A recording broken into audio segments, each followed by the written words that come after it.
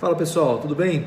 Continuando aí os nossos estudos sobre a nova legislação, a Lei 13.964 de 2019, eu gostaria de conversar um pouquinho com vocês hoje sobre as disposições do artigo 156 do CPP. O artigo 156 do CPP, ele diz o seguinte, veja só, a prova da alegação incumbirá a quem a fizer, sendo, porém, facultado ao juiz de ofício. Inciso 1º, ordenar, mesmo antes de iniciada a ação penal, a produção antecipada de provas consideradas urgentes e relevantes, observando a necessidade, adequação e proporcionalidade da medida.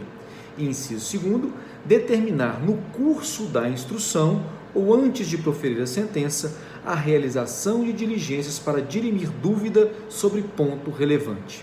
Veja o seguinte, o artigo 156, inciso 1º do Código de Processo Penal, me parece estar em absoluta incompatibilidade com o novo artigo 3º-A introduzido pela Lei 13.964 de 2019.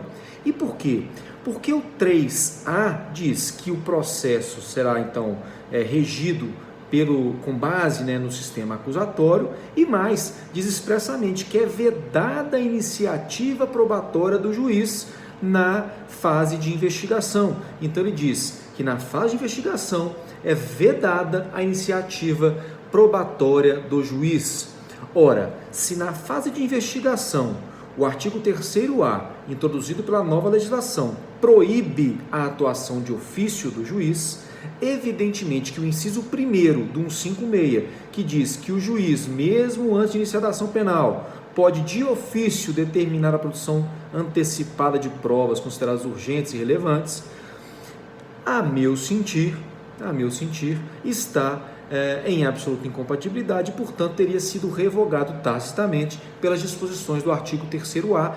Essa me parece ser uma compreensão mais adequada do novo sistema processual penal brasileiro que vai entrar em vigor aí no próximo dia 23.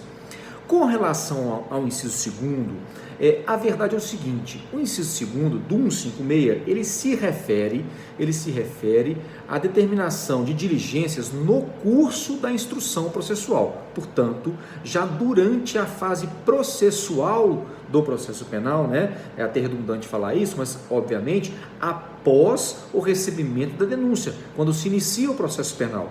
Porque antes, durante a investigação, nós tínhamos uma fase pré-processual, e, portanto, o 3º-A já diz claramente, não pode haver iniciativa de ofício do juiz na produção da prova. Agora, o inciso 2º do CPP, ele se refere a diligências durante a instrução.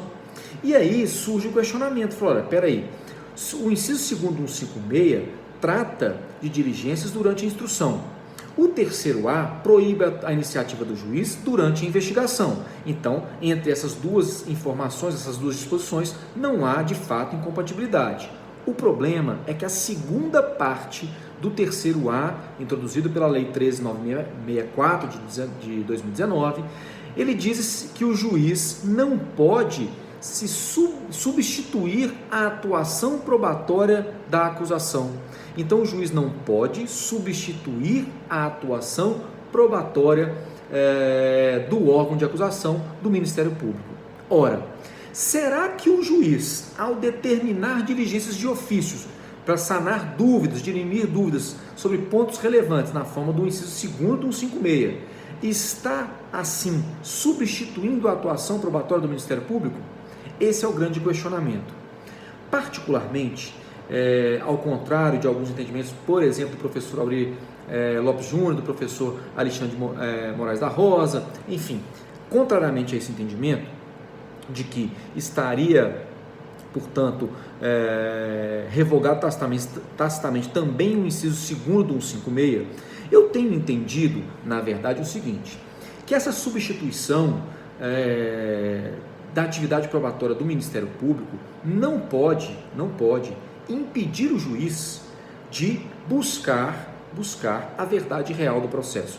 Eu sei que a busca da verdade tem uma série de críticas, eu sei que esse posicionamento pode não ser o que vai prevalecer, mas veja o seguinte, raciocina comigo, vamos começar a pensar essa nova reforma e ver como ela vai se desenvolver. É claro que eu me dou o direito aqui de depois, ouvindo outros doutrinadores, que além, né, do professor Auri Lopes, além do professor Alexandre Moraes da Rosa, ouvindo outros doutrinadores da estirpe, por exemplo, do Guilherme Nunes, da estirpe do Nestor Tavra, do Rosnar, enfim, ouvindo outros doutrinadores, me curvar e mudar meu posicionamento. Mas em princípio eu tenho entendido que, e parece razoável esse entendimento, que essa substituição não pode se dar de maneira ampla, geral, total, mas que eventualmente sobre pontos específicos dos fatos que estão sob julgamento, o juiz não pode ser impedido de buscar conhecer a verdade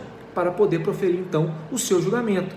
Desse modo, parece-me que uma interpretação adequada é de que o inciso 2º permanece, não foi revogado, esse segundo 156 não foi revogado. No entanto, os limites da atuação do magistrado, no entanto, a forma como essa atuação poderá acontecer, quando ela poderá acontecer e até onde ela pode acontecer, vai ser dado pela doutrina e pela jurisprudência nos próximos meses, né, nesse ano de 2020. Porque, na verdade, nós não podemos esquecer que o que vige ainda no processo penal brasileiro a ideia, o princípio da busca da verdade real. E se o juiz tem a possibilidade de encontrar essa verdade através de diligências que ele pode determinar já no curso da instrução, não há nenhum problema que ele o faça. Já está excelente a não contaminação daquele que vai julgar com o que foi produzido no inquérito, já que nós temos o juiz de garantias, o juiz das garantias. Portanto, está ótimo, ele não está contaminado pelo que foi produzido durante a investigação, que era realmente para formar a opinião delicti do Ministério Público.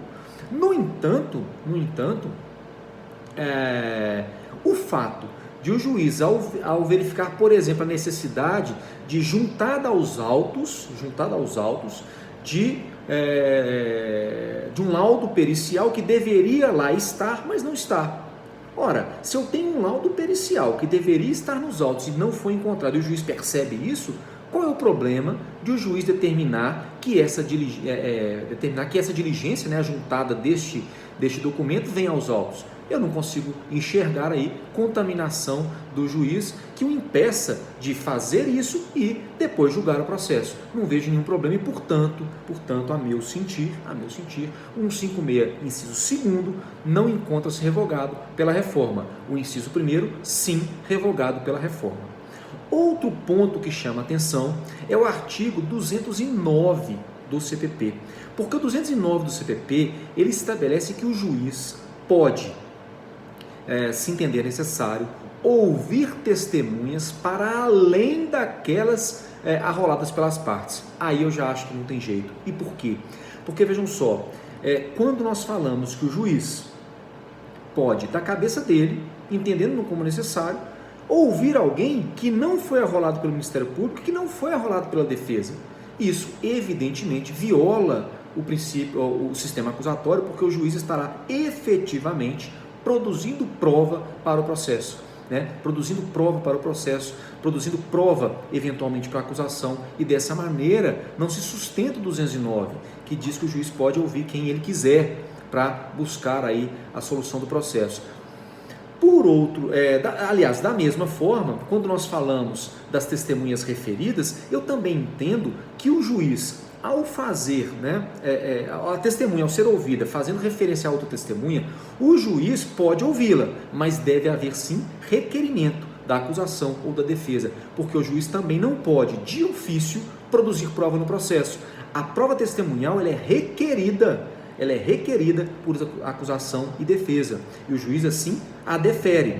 O Ministério Público arrola suas testemunhas na denúncia, a defesa arrola as testemunhas na defesa, e dessa forma o juiz pode ouvir quem quer que seja, desde que estejam arroladas, porque a prova, a iniciativa da prova já foi tomada. A partir de então, a prova que foi requerida se destina ao convencimento do magistrado e, portanto, se as testemunhas estão arroladas, ele pode sim ouvi-las. Se a testemunha é referida, depende sim de requerimento, tá certo? Essa é a minha concepção em relação ao 209. Beijo, tchau, até a próxima.